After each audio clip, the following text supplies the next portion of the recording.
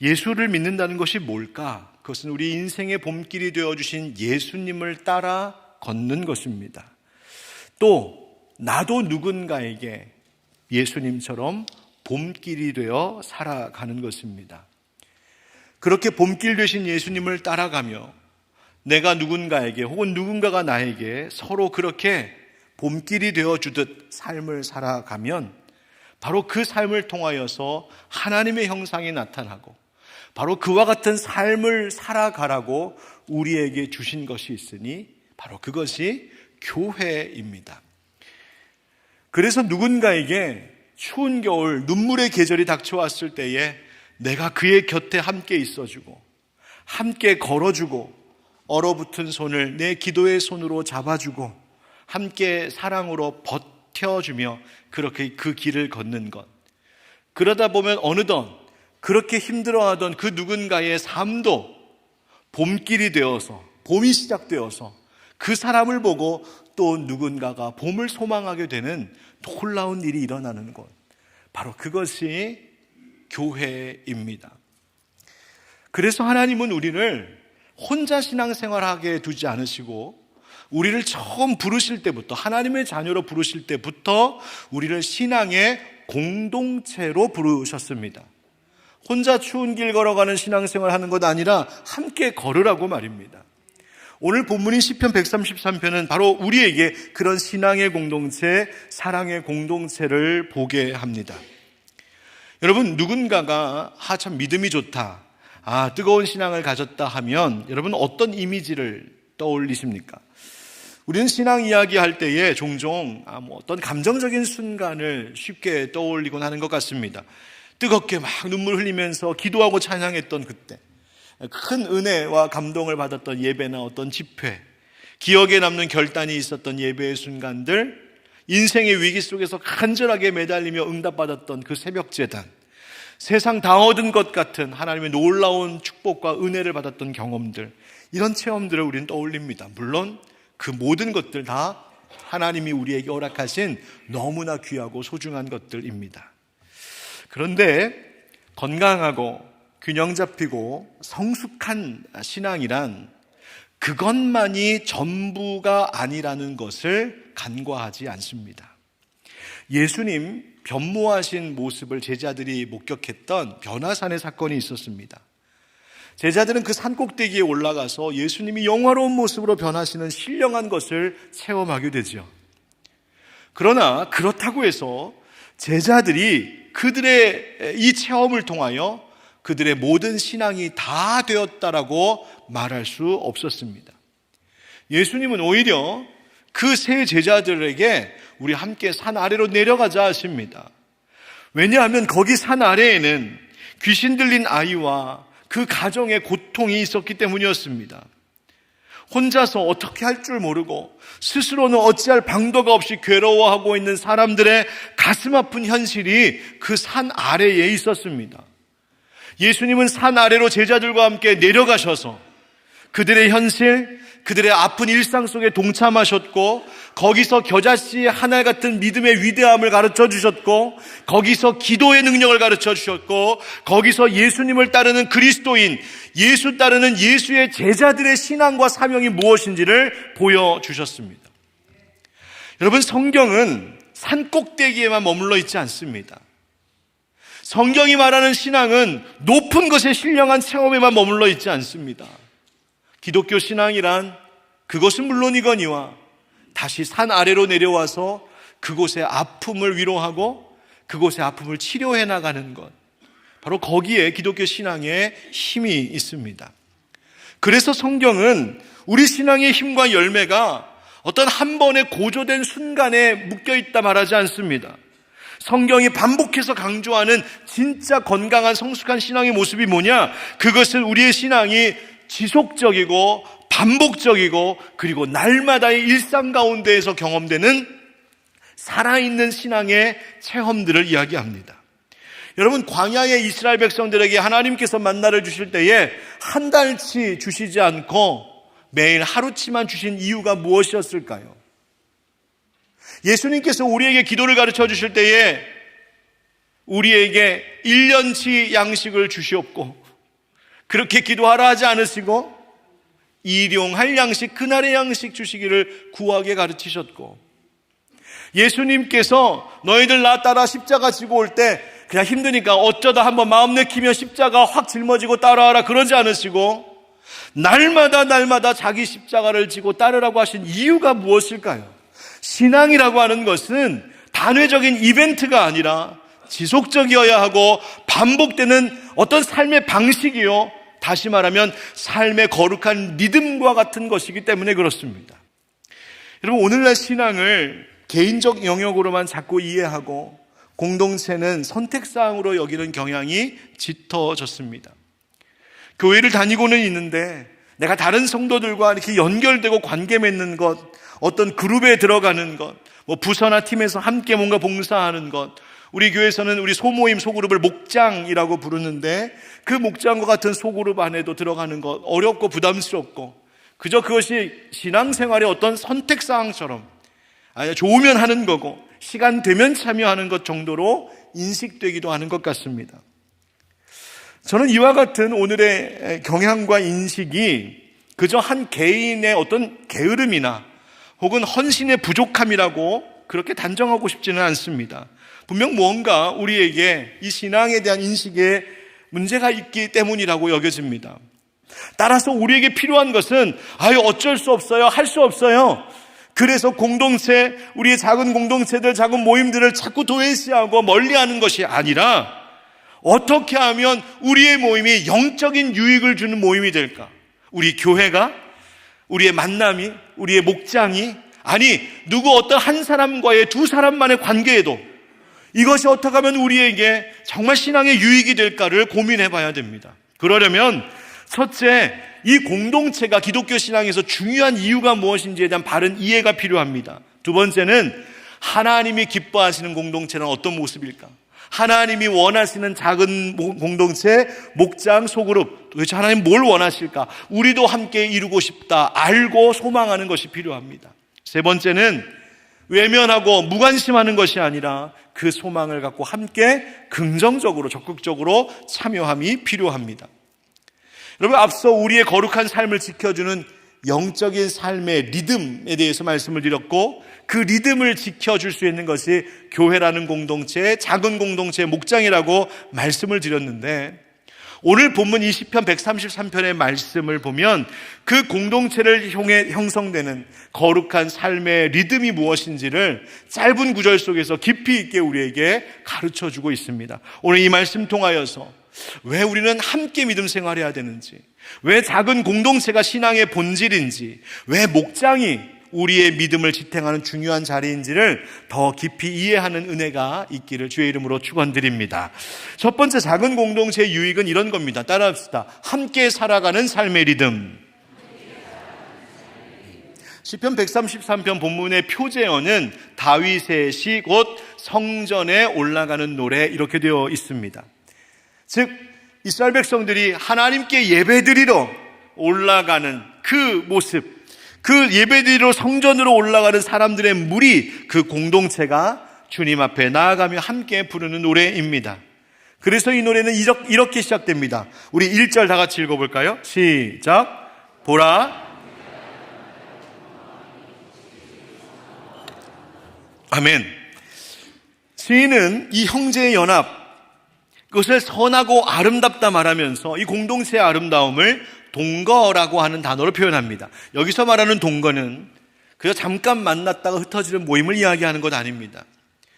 어디 카페에 가서 차 한잔 마시고 헤어지는 것, 어디 맛집 가서 식사 한번 하고 헤어지는 그런 가벼운 친교나 아니면 혹은 어떤 사회적인 혹은 비즈니스적인 모임을 이야기하는 것 아닙니다. 이 동거는 삶을 함께 나누는 상태를 의미합니다. 누군가의 삶 속에 내가 찾아 들어가고 그의 삶이 내 삶 속으로 참여하여 들어올 수 있도록 함께 더불어 살아가는 것, 그리고 그것이 일회적인 것이 아니라 반복적으로 지속적으로 다른 이들과 다른 형제자매들과 함께 더불어 살아가는 그 관계를 성경은 좀 동거한다, 연합하여 동거하는 것이다 라고 말합니다. 그런데 여기서 참 중요하고 놀라운 것이 있습니다. 이 동거함과 이 연합을 위하여 모인 사람들이 나랑 다 똑같은 사람, 나랑 성격 비슷한 사람, 나랑 취향 비슷한 사람, 나랑 MBTI 똑같은 사람, 그런 사람들을 모아놓고 그런 동질성, 그런 똑같음을 전제하지 않고 있다는 겁니다. 너무나 서로 다르지만 그렇게 다름에도 불구하고 함께 살아가는 그 공동체로 살아가는 삶의 방식을 선택한 사람들을 두고 하는 말입니다. 여러분, 우리가 얼마나 다른지 모릅니다. 생각도 다르고 성격도 다르고 어떤 삶의 속도도 다른 우리들, 그럼에도 불구하고 우리가 하나님께 부름받았기 때문에 우리는 함께 살아갑니다. 이 삶의 방식을 선택하는 것이 지금 선하고 아름답다고 말합니다. 여러분, 우리에게는 어쩌면 공통점이란 단 하나밖에 없을 겁니다. 그것은 우리가 예수 그리스도를 주로 고백한다는 것입니다. 예수 그리스도 사랑 안에서 사는 것, 예수 그리스도로 예수님을 우리가 닮아가는 것, 예수님 내게 주신 그 사명과 존재의 이유를 발견하고 그것을 목적으로 살아가는 것, 그것만이, 오직 예수 그리스도만이 어쩌면 우리 모두의 유일한 공통 분모일지 모릅니다. 성경이 말하는 공동체가 바로 그것입니다. 그래서 에베소서 4장에는 그 예수님을 머리로 연결되어 있는 것이 교회란 말합니다. 16절 말씀에 그에게서 온 몸이 각 마디를 통하여 도움을 받음으로 연결되고 결합되어 각 지체의 분량대로 역사하여 그 몸을 자라게 하며 사람 안에서 스스로 세우느니라. 아멘. 그 마디들이 연결되고 결합하여서 그 연결고리들을 통하여서 사랑과 은혜가 흘러가고 그래서 함께 세워져 가는 것이 교회다, 그리스도의 몸이다라고 말합니다. 그래서 기독교의 영성은 본래가 본질적으로 공동체 영성입니다. 여러분, 혼자 잘 믿는 신앙은 성경에 나오지 않습니다. 여러분들이 도도하셔서 내가 고고한 학처럼 혼자 날고 싶다, 죄송합니다. 여기서 이러시면 안 됩니다. 기독교 신앙은 때로 무리지어서 함께 다니는 새들입니다. 그런 점에서 목장과 같은 이 작은 공동체 소그룹은 바로 이 공동체적 신앙을 내가 일상 가운데서 살아가며 유지하게 하는 리듬을 지켜주는 하나님의 장치와도 같습니다. 혼자 신앙생활하다가 마음이 흔들릴 때 있습니다. 앞서 소개했던 봄길이라는 시처럼 내 인생의 길이 콱 막힌 것 같을 때가 있습니다. 나의 믿음 생활이 불규칙해질 때가 있습니다. 때로는 넘어지고 무너질 때 있습니다. 바로 그때 내가 속해 있는 작은 공동체, 교회나 이 목장이 바로 나의 믿음을 다시 든든한 믿음의 박자 안으로 들어올 수 있도록 잡아주는 겁니다. 그 관계와 만남 속에서 말씀과 삶을 나누고 다른 이들의 신앙의 여정을 보면서 이렇게 기독교인은 살아가는 것이구나, 하나님의 성도는 이렇게 살아가는 것이구나, 도전받고 은혜 받기도 하고 나를 돌아보기도 합니다. 말씀을 배우기도 하고 기도를 배우기도 합니다.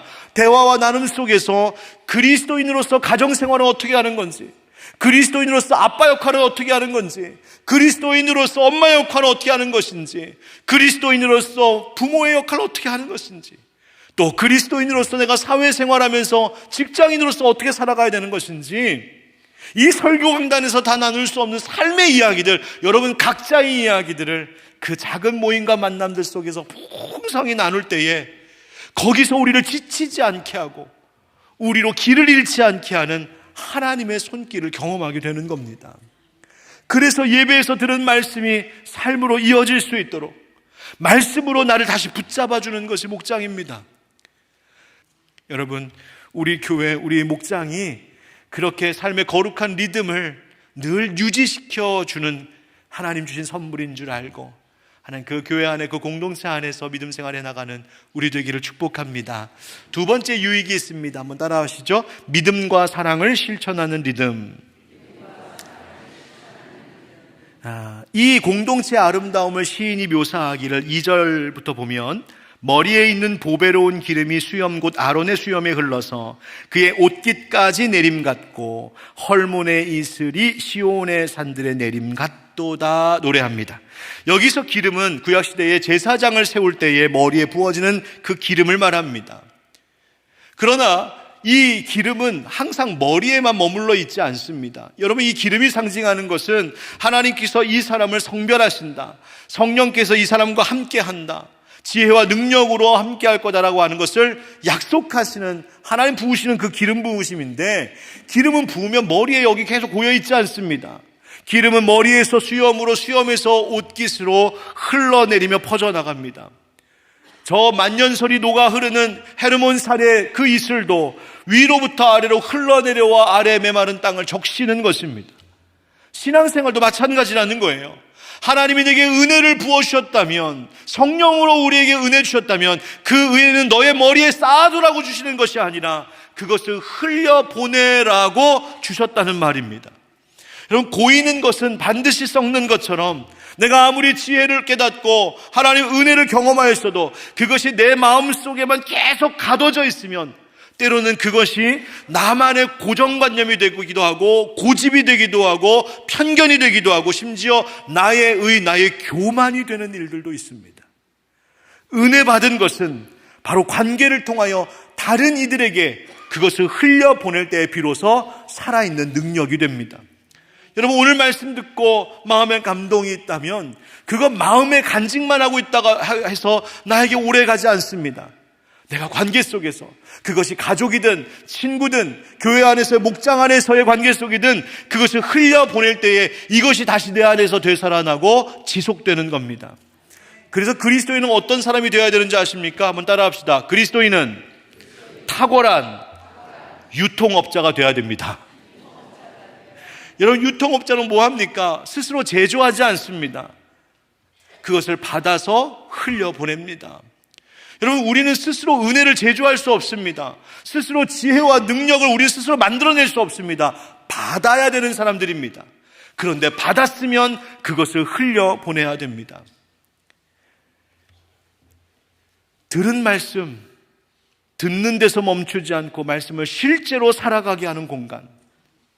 여러분, 커다란 공룡이 있다고 생각합시다. 얼마나 무서울까요? 그런데 그게 화석이라고 생각해 보세요. 무섭습니까? 그냥 신기해서 구경할 뿐이죠.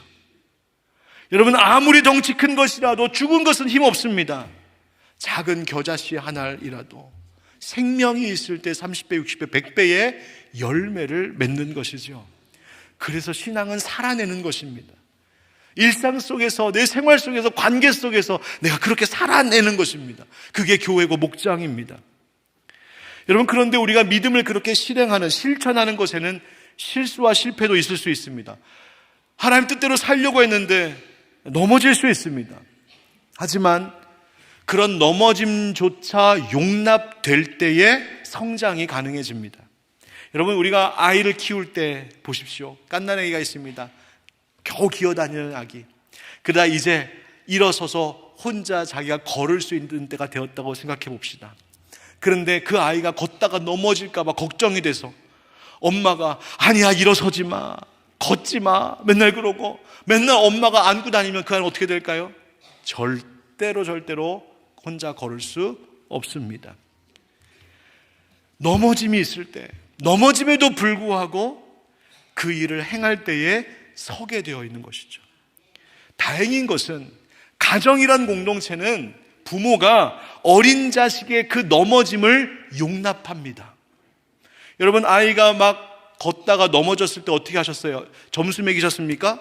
막 체조 선수 점수 매기듯이 오늘 3걸음 좋았어, 오늘 밥 3숟가락 더 먹고 그러셨어요? 아니에요. 많이 걸으면 많이 걸었다고 칭찬하고, 걷다가 넘어지면 어떡하냐, 그래도 잘한다 또 격려하고, 괜찮다 얘기해주고, 그 용납함이 그를 세워가는 것이죠. 세상은 평가하고 세상은 점수 매길지 몰라도 가정은 그렇지 않은 공동체죠. 교회도 마찬가지입니다. 교회는, 목장은 그 넘어짐을 용납해야 됩니다. 우리 믿는 자들과의 관계에는 우리는 서로를 그 실수와 넘어짐을 넉넉히 용납할 수 있어야 합니다. 바로 이것이 작은 공동체의 3번째 유익입니다. 한번 따라합시다. 세움과 성장을 얻는 리듬.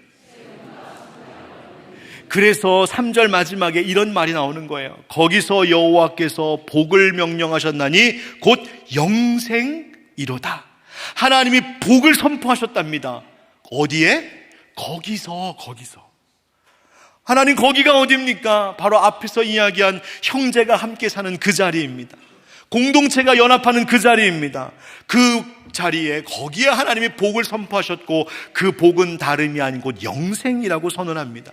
여러분, 이 말은 공동체가 우리 하나님이 만드신 이 거룩한 공동체는 그저 단순히 어떤 관계의 유익을 위해, 사회적인 유익을 위해 사교적인 모임으로 하나님 허락하신 것이 아니라 영생, 영원한 생명과 연결된 자리라는 것입니다. 교회를 통하여 천국을 보고 목장을 통하여 천국의 기쁨을 맛보는 것, 그거 하라고 하나님 우리에게 공동체 주셨다는 겁니다. 그러면 그 받은 은혜로 말미암아 그것이 우리의 삶 속에 깊이 스며들어 우리를 다시 세우고 성장하게 하는 것이죠. 여러분, 우리는 신앙으로 산다고 하면서도 쉽게 그저 이 땅의 일, 땅의 것, 세상 물질, 세상 영화에만 몰두하기 쉽습니다. 너무너무 그런 환경들입니다. 그런데 하나님 그러지 말라고, 우리에게 이 세상의 것, 사람의 것, 육신의 것에만 몰두하며 살지 말라고, 영원한 것, 본질의 것, 궁극적인 것, 가장 중요한 것, 영생의 것 놓치지 말고 살라고 하나님 내게 붙여주신 사람들이 여러분 지금 양옆 앞뒤에 앉아있는 사람들이고 바로 공동체이고 교회이고 목장인 것입니다. 잠언 27장 17절의 지혜자는 그래서 이렇게 말합니다. 철이 철을 날카롭게 하는 것 같이 사람이 그의 친구의 얼굴을 빛나게 하느니라. 아멘. 오늘 말씀 정리하겠습니다. 점점 더 개인화되어 가고 신앙마저 그렇게 되어가는 이 시대 속에서 이런 시대의 흐름 어쩔 수 없다고 안일하게 타협하지 않았으면 좋겠습니다. 아무리 시대가 변하고 아무리 개인화되어 가도 거룩하고 선한 영향력을 미쳐야 하는 사명이 있는 우리 그리스도인이라면 지켜야 할 것을 지키고자 하는 영적 몸부림이 있어야 하지 않을까요? 여러분, 교회, 공동체, 작은 공동체, 모임, 소그룹, 관계, 나눔, 이런 것들은 그저 교회를 운영하기 위해, 그저 교회를 돌리기 위한 보조수단이 절대로 아니라 오늘 우리 그리스도인들이 영적으로 살아남기 위한 영적인 기초, 영혼의 베이스 캠프 같다는 사실을 잊지 마시기 바랍니다. 신앙은 그저 한번 활활 타오르다가 꺼져버리는 불꽃이 아니라 오랫동안 타고 있어야 될 등불입니다. 그 등불을 혼자 지키는 거 쉽지 않습니다. 그거 같이 지키라고 하나님이 우리 교회와 목장을 허락하신 것이죠. 여러분, 내가 신앙을 밑바닥칠 때에 나를 위하여서 대신 울어줄 한 사람이 있는가? 나를 위하여서 내 인생의 길이 꽉 막혀 있을 때 나를 위한 봄길이 되어줄 그 사람이 있는가? 나를 위해 눈물로 기도해 줄 사람이 있는가 없는가가 나의 영적 생사를 가를 수 있다는 것을 기억하시기 바랍니다. 여러분, 우리가 모일 때에 거창한 신학적 토론이 아닐지라도 그저 내 연약함 내어놓고 나의 속에 있는 걸 다 쏟아놔도 비난하지 않고 정죄받지 않는 안전한 품과 같은 교회, 그런 목장이 있다는 것, 여러분, 그것이 우리의 신앙에, 우리의 삶에 얼마나 큰 위안이 되고 힘이 되는 것인지 모릅니다.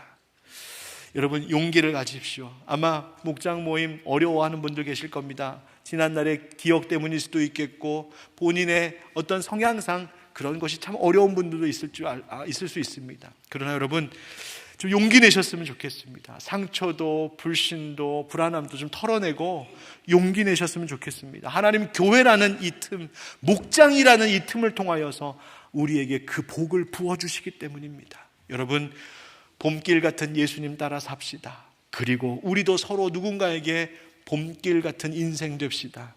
그래서 우리가 함께 더불어 살아가는 이 신앙생활, 교회생활, 이 목장생활을 통하여서 우리의 삶 속에 예수님이라는 꽃향기가 가득가득 채워질 수 있기를 우리 주 예수님의 이름으로 축원드립니다.